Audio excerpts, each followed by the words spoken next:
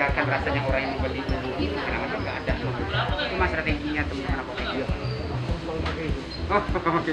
Berarti Bu Nora kita nggak usah ke dalam karena memang sudah aman. Tadi sudah dimasukkan. Oh, ya. Ya ada kawal ya, kalau anda sendiri ya. Ya Pak, karena saya direktur pusat parlemen dia Bang. Jadi waktu saya direktur di Jakarta, saya hafal banget ini yang sering dipasung itu ya. Kasihan. Tapi mbaknya nggak pasang. Enggak. Ya. Mengadakan kegiatan semacam rutin ya. Biasanya kita akan selalu berbagi. Ada satu minggu kita mungkin berada di berbagai pasar tradisional maupun pasar modern. Ada juga waktunya kita berkunjung ke apotek-apotek. Nah kali ini kita memang berkunjung ke apotek. Ada 2 apotek yang kita kunjungi. Ada apotek Magamulia dan apotek Depo. Tapi dari hasil tinjauan, dari hasil analisa kawan-kawan di lapangan, alhamdulillah kita tidak menemukan obat-obat yang sudah melewati masa kadaluarsanya.